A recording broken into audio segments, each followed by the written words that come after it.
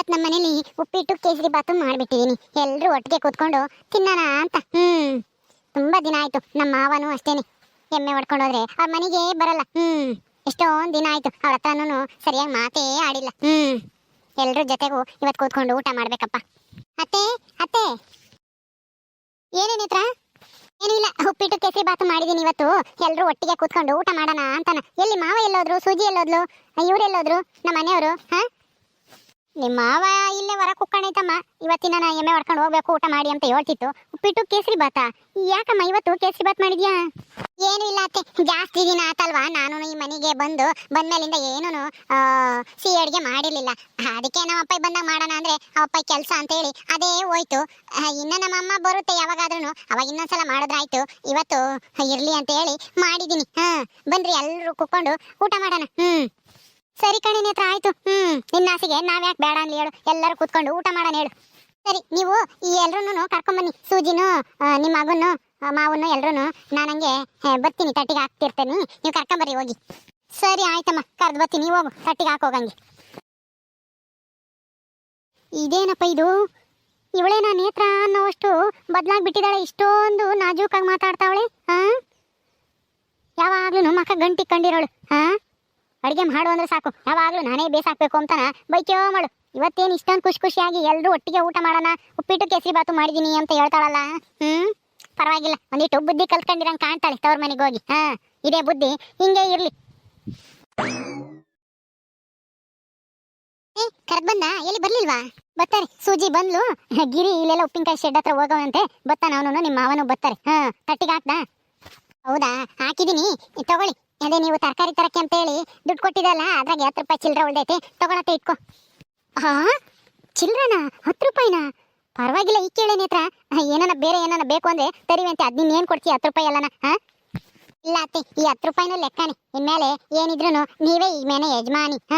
ಎಲ್ಲ ವ್ಯವಹಾರನು ನಿಮ್ ಕೈಯಿಂದನೇ ಆಗ್ಬೇಕು. ಅದಕ್ಕೆ ತಗೊಳ್ಳಿ, 10 ರೂಪಾಯಿ ಇದ್ರೆ ನಾನು ಯಾಕೆ ಖರ್ಚು ಮಾಡ್ಬಿಡ್ತೀನಿ ಸುಮ್ಮನೆ. ಯಾಕಾದ್ರೂ ಪೌಡರ್ ತಾಮಕ್ಕೋ ಯಾಕಾದ್ರೂ ನಿಮ್ಮ ಹತ್ರ ಇದ್ರೆ ಏನ್ಕಾದ್ರೂ ಉಪಯೋಗಕ್ಕಾದ್ರೂ ಬರುತ್ತೆ. ಏನು ಅಂಗಡಿ ಸಾಮಾನು ತರಕ್ಕೆ ಆತನ ಟೀ ಪುಡಿ ಖಾಲಿ ಆಗಿದ್ರೆ, ಇಲ್ಲ ಸಕ್ಕರೆನೋ ಬೆಲ್ಲನೋ ಏನಾನು ತರಕ್ಕಾಗುತ್ತೆ, ಇಟ್ಕೊಳ್ಳಿ, ನನ್ನ ಹತ್ರ ಬೇಡ.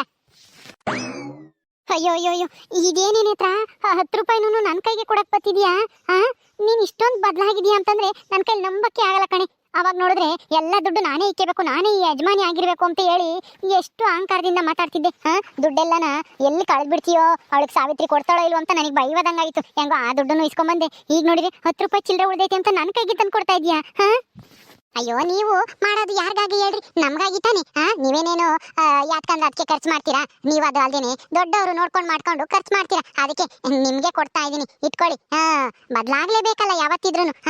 ನೀವು ದೊಡ್ಡವರಿದ್ದಂಗೆನೆ ನಾನು ಯಜಮಾನಿಕೆ ಮಾಡಕ್ ಹೋದ್ರೆ ಅದು ಚೆನ್ನಾಗಿರಲ್ಲ. ಅದಕ್ಕೆ ತಗೊಳ್ಳಿ, ಇಟ್ಕೊಳ್ಳಿ ನೀವೇನೆ. ಅಯ್ಯೋ, ನೀನ್ ಇಷ್ಟು ಹೇಳಿದ್ಮೇಲೆ ನಾನು ಯಾಕೆ ಬೇಡ ಅಂದಿ ಹೇಳು? ಎಲ್ರು ಮಾಡೋದನ್ನು ನಾವು ಚೆನ್ನಾಗಿರ್ಬೇಕು, ನಮ್ಮ ಮನೆ ಉದ್ಧಾರ ಆಗ್ಬೇಕು ಅಂತ ತಾನೆ. ಸರಿ ಕೊಡು, ಹೋಗು. ತಟ್ಟಿಗೆ ಹಾಕಿದೀನಿ ಅಂದಲ್ಲ, ತಗೊಂಬರೋಗು. ಎಲ್ರು ಬರ್ತಾರೆ, ನಿಮ್ಮ ಮಾವನು ಬರುತ್ತೆ, ನಿನ್ ಗಂಡನು ಬರ್ತಾನೆ, ಊಟ ಮಾಡೋಣ. ಸರಿ ಅತ್ತೆ, ಆಯ್ತು, ತಗೊಳ್ಳಿ, ಇಟ್ಕೊಳ್ಳಿ. ಎಲ್ಲನ ಉದ್ರಿಸಿರ? ಆಯ್ತಮ್ಮ. ಅಯ್ಯೋ ನೇತ್ರ, ಬಂಗಾದಂತ ಸೊಸೆ 10 ರೂಪಾಯಿ ಚಿಲ್ಲರೆ ಉಳ್ದೈತೆ ಅಂತ ನನ್ನ ಕೈಗೆ ತಂದು ಕೊಡ್ತಾಳಲ್ಲ. ಅತ್ತೆ ಮೇಲೆ ಎಷ್ಟೊಂದು ಗೌರವ ಬಂದೈತಪ್ಪ ನಮ್ಮ ಸೊಸೆಗೆ. ಇದು ಹಿಂಗೆ ಇರ್ಲಿ ಕೊನೆ ತನಕನ. ನಮ್ಮನೆ ಆದಷ್ಟು ಬೇಗ ಉದ್ಧಾರ ಆಗಿ ನಾವು ಒಂದು ಹೊಸ ಮನೆ ಕಟ್ಟಿಸ್ಬೋದು. ಸಾಕು ಅಮ್ಮ, ಅಗಲ ಗನಸ್ ಕಾಣಬೇಡ ನೀನು.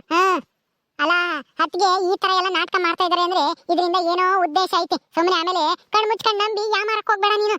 ಹುಷಾರಾಗಿರು. ಅಯ್ಯೋ ಸುಮ್ನಿರೇ ಸೂಜಿ, ಎಲ್ಲಾದ್ರಾಗೂ ಅನುಮಾನ ಪಡಬೇಡ. ನೋಡು ಪಾಪ ಎಷ್ಟು ನನಗೆ ನನ್ನ ಮೇಲೆ ಗೌರವ ಇಟ್ಕೊಂಡು 10 ರೂಪಾಯಿ ಉಳಿದೈತಿ ಅಂತಾನ ತಂದು ಕೊಡ್ತಾಳಲ್ಲ. ನಾನು ತಾಗಿದ್ರೆ ಯಾಕನ ಖರ್ಚು ಮಾಡ್ಬಿಡ್ತೀನಿ, ಬೇರೆ ಯಾಕನ ಪೌಡರ್ ಗಿಡ ತಾಮಕ್ಕೆ ನಿನ್ನ ಹತ್ರ ಇಟ್ಕೊಳತ್ತೆ, ಯಾಕನ ಉಪಯೋಗಕ್ಕಾದ್ರೂ ಬರುತ್ತೆ ಅಂತಾನ ಕೊಡ್ತಾ ಇದ್ದಾಳೆ ಅವಳು. 10 ರೂಪಾಯಿನೂ ಅಂದ್ರೆ ಲೆಕ್ಕ ಹಾಕು. ಅವಳು ಎಷ್ಟು ಬದಲಾಗಿದ್ದಾಳೆ ಅಂತ ಇಲ್ಲೇ ಗೊತ್ತಾಗುತ್ತೈತಿ. ಅದಕ್ಕೆ ಮತ್ತೀಗ ತವ್ರ ಮನೆಗೆ ಹೋಗಿ ಒಂದ್ ಸ್ವಲ್ಪ ಬುದ್ಧಿ ಕಲ್ತ್ಕೊಂಡ್ ಬಂದಿರಂಗ ಇದ್ದಾಳೆ ನಿಮ್ಮಕ್ಕೆ. ಸುಮ್ನೀರು, ಎಲ್ಲಾರ್ಗೂ ಅನುಮಾನ ಪಡಕ್ ಹೋಗ್ಬಾರ್ದು. ನೋಡಿ, ಇವತ್ತು ನಾವೆಲ್ಲರೂ ಒಟ್ಟಿಗೆ ಕುತ್ಕೊಂಡು ಉಂಬನ ಅಂತ ಹೇಳಿ ಉಪ್ಪಿಟ್ಟು ಕೇಸರಿ ಬಾತು ಮಾಡ್ಯವಳೆ. ಇದೆಲ್ಲ ನಮ್ಗಾಗಿ ತಾನೆ ಅವಳು ಮಾಡ್ತಾ ಇರೋದು. ಅಮ್ಮ, ಹಿಂಗೆ ಯಾಮಾರಕ್ ಹೋಗ್ಬೇಡ. ಆ ಗೌರಿ ಅಕ್ಕ ಹೆಂಗೆ ಯಾಮಾರ್ಸಿದ್ರು ಅವ್ರ ಮನೆಯವ್ರನ್ನೆಲ್ಲನ ಅಂತ ನಾನು ನೋಡ್ದ. ಒಳ್ಳೆಯವ್ರ ತರ ನಾಟಕ ಮಾಡಿ ಅತ್ಗೇನು ಅಷ್ಟೇನಿ ಅದೇ ತರ ಯಾಮಾರ್ಸಕ್ ನೋಡ್ತಾರೆ. ಸ್ವಲ್ಪ ಹುಷಾರಾಗಿರು ಯಾವ್ದಕ್ಕೂ. ಇಷ್ಟೊಂದು ನಂಬಿಕೆ ಒಳ್ಳೇದಲ್ಲ.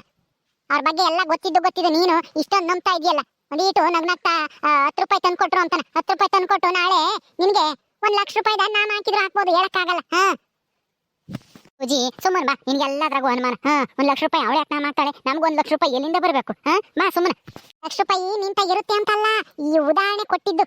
10 ರೂಪಾಯಿಗೆ ಅಷ್ಟು ಲಾಭ ಮಾಡ್ಕೊಂಬೋ ಯೋಚನೆ ಇರುತ್ತೆ, ಹಿಂಗೆಲ್ಲ ನಾಟಕ ಮಾಡ್ತಾ ಇದಾರೆ ಅಂತ ಅಂದ್ರೆ ಅಂತ ಅರ್ಥ ಮಾಡ್ಸಕ್ಕೆ ನಿನಗೆ ಉದಾಹರಣೆ ಕೊಟ್ಟಿದ್ದು ಅಷ್ಟೇನೆ. 1 ಲಕ್ಷ ರೂಪಾಯಿ ನೀನ್ ದುಡಿತ್ಯಾ, ನಿನಗೆ ಮೋಸ ಮಾಡ್ತಾರೆ 1 ಲಕ್ಷ ತಕೊಂಡು ಅಂತ ಅಲ್ಲ. ಉದಾಹರಣೆಗೆ ಹೇಳಿದ್ದು 10 ರೂಪಾಯಿ ಕೊಟ್ಟು 1 ಲಕ್ಷ ರೂಪಾಯಿದ ಯೋಚನೆ ಮಾಡಿರ್ತಾರೆ ಅವರು ಲಾಭದ ಅಂತಾನ. ಯಾತೆ ಹೇಳ್ತೀಯ, ನನಗೊಂದು ಅರ್ಥ ಆಗಲ್ಲ. 1 ಲಕ್ಷ 10 ರೂಪಾಯಿ ಯಾತೆ ಉದಾಹರಣೆ ಅಂತ ಹೇಳ್ತಾ ಇದ್ದೆ. ಸುಮ್ಮನೆ ಕುಕ್ಕ ಬಾ. ಹಿಂಗೆ ಯಾತ ಗೊತ್ತಾಗಲ್ಲ. ಸರಿ, ಹೇಳವಟ್ಟು ಹೇಳಿದೀನಿ, ನಿನ್ನಿಷ್ಟ. ಬಂದೇನಗಿರಿ, ನಿಮ್ಮ ಅಪ್ಪಯ್ಯನು ಬಂತ? ಬಾರಜ್ಜ, ಬಾ ಕುಕ್ಕ ಬಾ. ನಿನ್ ಸೊಸೆ ಉಪ್ಪಿಟ್ಟು ಕೇಸರಿ ಬಾತು ಮಾಡ್ಯವಳಂತೆ, ತಂದಿಕ್ತಾಳೆ. ಬಾ ಊಟ ಮಾಡೋಣ ಎಲ್ರು ಒಟ್ಟಿಗೆ ಕುಕೊಂಡು ಉಂಬನ ಅಂತಂದ್ಲು, ಅದಕ್ಕೆ ಎಲ್ರು ಕರ್ಕೊಂಡ್ ಬಂದಿರೋದು. ಉಪ್ಪಿಟ್ಟು ಕೇಸರಿ ಬಾತ, ಏನ್ ವಿಶೇಷ ಇವತ್ತು? ಏನ್ ನಡೀತಾ ಐತೆ? ಪೂಜೆ ಗೀಜೆ ಕೇಳಿದ್ರೆ ಮನೆಯಾಗ ಹೆಂಗೆ? ಪೂಜೆ ಇಲ್ಲ, ಏನು ಇಲ್ಲ. ಏನೋ ನೇತ್ರ ಹೋಗಿ ದೇವಸ್ಥಾನಕ್ಕೆ ಹೋಗಿ ಪೂಜೆ ಮಾಡಿಸ್ಕೊಂಡ್ ಬಂದೇವಳಂತೆ, ಅದಕ್ಕೆ ಇವತ್ ಮನೆಗೆ ಏನಾದ್ರೂ ಸಿಹಿ ಅಡಿಗೆ ಮಾಡೋಣ ಅಂತ ಹೇಳಿ ಉಪ್ಪಿಟ್ಟು ಕೇಸರಿ ಬಾತು ಮಾಡ್ಯವಳ ಅಷ್ಟೇನೆ. ಅದಾದ್ರೆ ಜಲ್ದ ಆಗುತ್ತೆ. ಇನ್ನೇನು ಒಬ್ಬಟ್ಟು ಗಿಬ್ಬಟ್ಟು ಇನ್ನೇನ್ ಮಾಡೋದು, ಯಾರನ್ನ ನೆಂಟರು ಪಂಟರು ಬಂದಾಗ ಒಬ್ಬಟ್ಟು ಮಾಡಕ್ಕಾಗುತ್ತೆ ಅಂತ ಉಪ್ಪಿಟ್ಟು ಕೇಸರಿ ಬಾತು ಮಾಡ್ಯವಳು. ನಂತಾಗೆ ದುಡ್ಡು ಇಸ್ಕೊಂಡು ಹೋಗಿ ರವೆ ಆಮೇಲೆ ತರಕಾರಿ ಏನೇನೋ ತಂದ್ಲು, ಅದಕ್ಕೆ 10 ರೂಪಾಯಿ ಮಿಕ್ಕೈತಿ ಅಂತಾನು ನನಗೆ ವಾಪಸ್ ತಂದು ಕೊಟ್ಲು ಕಣಜ. ನಿನ್ ಸೊಸೆ ನೋಡು ಎಷ್ಟು ಬದಲಾಗಿದ್ದಾಳೆ ಅಂತ. ಅಯ್ಯೋ, ಇನ್ನ ನಿಂತ್ಕೊಂಡಿದ್ದೀರಲ್ಲ, ಕುಕ್ಕಳ್ರಿ ಜಲ್ದು. ಮಾವ ರೀ, ಕುತ್ಕೊಳ್ರಿ. ಆಯ್ತಮ್ಮ, ಕೂತ್ಕೊಂತೀನಿ. ಗಿರಿ ಕೂತ್ಕೊಳ್ಳೋ. ಅವ, ಇದು ನಿಮಗೆ ಎಲ್ರಿಗೂ ಬಡಿಸಿದೀನಿ. ನಿಧಾನವಾಗಿ ಊಟ ಮಾಡಿ. ಇನ್ನೂ ಸಾಕಷ್ಟು ಮಾಡಿದೀನಿ, ಹೊಟ್ಟೆ ತುಂಬಾ ಊಟ ಮಾಡಿ. ರೀ, ನಿಮ್ಗೆ ಸಿಹಿ ಅಂದ್ರೆ ಇಷ್ಟ ಅಲ್ವಾ, ಕೇಸರಿ ಬಾತ್ ಅಂದ್ರೆ, ಅದಕ್ಕೆ ಮಾಡಿದೀನಿ. ತಿನ್ನಿ ತಿನ್ನಿ. ಅಯ್ಯೋ, ಏನ್ ನೇತ್ರ ಇವತ್ತು ಇಷ್ಟೊಂದು ಖುಷಿ ಆಗ್ಬಿಟ್ಟಿದ್ಯಾ? ನೀನು ತಗೊಂಬ ಹೋಗು, ನಮ್ ಜೊತೆಗೇನೆ ಊಟ ಮಾಡುವಂತೆ. ಅಯ್ಯೋ, ನೀವೆಲ್ಲ ತಿನ್ನಿ. ನೇತ್ರ ಎಲ್ಲರೂ ಜೊತೆ ಕುಕ್ಕೊಂಡು ಉಂಬನ ಅಂತ ನೀನೇ ಹೇಳಿ, ನೀನು ಆಮೇಲೆ ಉಂಬ್ತೀನಿ ಅಂತೀಯಲ್ಲ. ತಾಂಬರೋಗ್ ನೀನು ಇಕ್ಕೊಂಡು. ನಿಮ್ಗೆ ಇನ್ನು ಬೇಕಂದ್ರೆ ಹಾಕ್ಬೇಕಲ್ಲ, ಅದಕ್ಕೆ ನಾನು ಕೂತ್ಕೊಂಡ್ಬಿಟ್ರೆ ಬಡ್ಸರ್ ಯಾರು ಇಲ್ದಂಗೆ ಆಗ್ತಾರಲ್ಲ ಅತ್ತೆ. ಅಯ್ಯೋ ಪರವಾಗಿಲ್ಲ, ಹೋಗು ತಾಂಬರಗ್ ಹೋಗು, ನಮ್ ಜೊತೆಗೆ ಕೂತ್ಕೊಂಡು ಉಂಬಿವೆ ಅಂತೆ ನೀನು. ಸರಿ ಅತ್ತೆ, ಆಯ್ತು. ನೀವ್ ಇಷ್ಟೊಂದು ಬಲವಂತ ಮಾಡ್ತೀರಾ ಅಂತ ನಾನು ನಿಮ್ ಜೊತೆಗೆ ಕೂತ್ಕೊಬಿಡ್ತೀನಿ. ಎಲ್ಲರ ಜೊತೆಗೆ ಕೂತ್ಕೊಂಡು ಊಟ ಮಾಡ್ದಂಗ ಆಗುತ್ತೆ. ತುಂಬಾ ದಿನ ಆಗಿತ್ತು ಈ ತರ ಎಲ್ಲ ಊಟ ಮಾಡಿ ನಮ್ಮ ಮನೆಗೆ. ಅದಕ್ಕೆ ಇದು ಊಟ ಅಲ್ಲ, ತಿಂಡಿ. ಅಯ್ಯೋ, ತಿಂಡಿನೋ ಊಟನೋ, ಒಟ್ಟಿನಲ್ಲಿ ಜೊತೆಗೆ ಕೂತ್ಕೊಂಡು ಊಟ ಮಾಡಿ ತುಂಬಾ ದಿನ ಆಗಿತ್ತು ಅಂತ ಹೇಳ್ದೆ ಕಣೆ ಸುಜ್ಜಿ. ಸುಮ್ಮನೆ ತಿನ್ನು. ಸರಿ ಆಯ್ತು, ನೀವು ತಗೊಂಬಂದು ಕೂತ್ಕೊಳ್ಳಿ. ನೇತ್ರ ಏನಿವತ್ತು ಇಷ್ಟೊಂದು ಸಂತೋಷವಾಗಿದ್ದಾಳಲ್ಲ?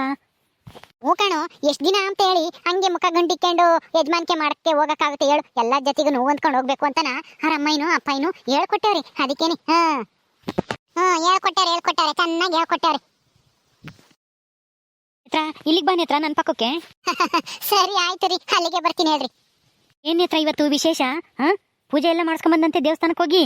ಹ್ಞೂ ಕಣ್ರಿ, ನಮ್ಮ ಮನೆಗೆ ಒಂದಿಲ್ಲ ಒಂದ್ ಸಮಸ್ಯೆ ಬಂದೇ ಬರ್ತಾ ಇದಾವಲ್ಲ ಇಷ್ಟ ದಿನನ, ಅದಕ್ಕೆ ಯಾವ ಸಮಸ್ಯೆನೂ ಬರ್ದಂಗಿಲ್ಲಪ್ಪ. ನಮ್ಮ ಯಜಮಾನ್ರ ಟ್ಯಾಕ್ಟ್ರಿ ಎಲ್ಲ ಚೆನ್ನಾಗಿ ನಡೀಲಿ, ಯಾವ್ದೇ ತೊಂದರೆ ಆಗ್ದಂಗೆ, ಯಾವ್ದು ಹಾಸಿಗೆ ಇಡ್ದಂಗೆ ಚೆನ್ನಾಗಿ ಟ್ಯಾಕ್ಟ್ರಿಲಿ ದುಡಿಲಿ. ಹಂಗೆ ನಮ್ಮ ಸೂಜಿನೂ ನಾನು ನಡೆಸ್ತಾರ, ಉಪ್ಪಿನಕಾಯಿನೂ ಇನ್ನೂ ಹೆಚ್ಚು ವ್ಯಾಪಾರ ಆಗಿ ಹೆಚ್ಚು ನಮ್ಗೆ ಲಾಭ ಗಳಿಸಂಗಾಗ್ಲಿ ಅಂತೇಳಿ ಪೂಜೆ ಮಾಡಿಸ್ಕೊಂಬಂದೆ. ನಮ್ಮ ಮನೆಗೆ ಯಾರ್ಕೆಷ್ಟು ಕೆಟ್ಟ ದೃಷ್ಟಿ ಬಂದಿತ್ತೋ ಏನು, ಬರೀ ಜಗಳ ಅದು ಇದು ಅಂತಾನೆ ಆಯ್ತು. ಅದಕ್ಕೆ ಇನ್ಮೇಲಾದ್ರೂ ಒಳ್ಳೇದಾಗ್ಲಿ ಅಂತ ಪೂಜೆ ಮಾಡಿಸ್ಕೊಂಬಂದು ಮನೆಗೆ ಸ್ವೀಟ್ ಮಾಡಿದೀನಿ. ತಿನ್ರಿ ಎಲ್ರು. ಹೌದಾ, ತುಂಬಾ ಸಂತೋಷ ಆಯ್ತು ನೇತ್ರ. ಇಂಥ ಸಂತೋಷ ನೋಡಿ ಎಷ್ಟೋ ದಿನ ಆಗಿತ್ತು. ಹೆಂಗೋ ನಮ್ಮ ಮನೇಲೆ ಯಾವಾಗ್ಲೂ ಹಿಂಗೆ ಇದ್ರೆ ಚಂದ. ಅಯ್ಯೋ, ಇನ್ಮೇಲೆ ನೋಡ್ತಾ ಇರಿ, ಯಾವಾಗ್ಲೂ ಇದೇ ತರ ಇರುತ್ತೆ ನಮ್ಮನೆ. ಆದಷ್ಟು ಬೇಗ ಸೂಜಿಗೂ ಒಂದ್ ಒಳ್ಳೆನೆ ಹುಡುಗನ್ ನೋಡಿ ಮದ್ವೆ ಮಾಡ್ಬಿಟ್ರೆ ಇನ್ನೂ ಚೆನ್ನಾಗಿರುತ್ತೆ ಕಣ್ರಿ. ಹೌದು ನೇತ್ರ, ಆದಷ್ಟು ಬೇಗ ಒಂದು ಒಳ್ಳೆ ಹುಡುಗನ್ ನೋಡಿ ಸೂಜಿಗೂ ಮದ್ವೆ ಮಾಡ್ಬೇಕು. ಯಾರಾದ್ರೂ ನಿಮ್ ಕಡೆ ಸಂಬಂಧಿಕರು ಯಾರಾದ್ರೂ ಇದ್ರೆ ಹೇಳು ನಿಮ್ಮ ಅಪ್ಪಯ್ಯಗೆ, ಹುಡುಕ್ಲಿ, ಒಳ್ಳೆ ಹುಡುಗನ್ ಹುಡುಕ್ಲಿ. ಆಯ್ತು ರೀ, ಹಂಗೆ ಮಾಡೋಣ ಹೇಳ್ರಿ, ಹೇಳ್ತೀನಿ. ನಮ್ಮ ಅಪ್ಪಯ್ಯ ತುಂಬಾ ಜನ ಪರಿಚಯ ಇದಾರಲ್ವಾ, ಎಲ್ಲ ಸುತ್ತಮುತ್ತ ಹಳ್ಳಿಯರೆಲ್ಲನ ನಮ್ಮ ಅಪ್ಪಯ್ಯಗೆ ಗೊತ್ತಿರುತ್ತೆ. ಹುಡುಕ್ತೈತೆ ನಮ್ಮ ಅಪ್ಪಯ್ಯ ಹೇಳಿದ್ರೆ ಒಳ್ಳೆ ಹುಡುಗನ್ ಹುಡ್ಕಪ್ಪ, ಒಳ್ಳೆ ಮನೇನ ಅಂತ ಹೇಳಿದ್ರೆ ಹುಡುಕುತ್ತೆ.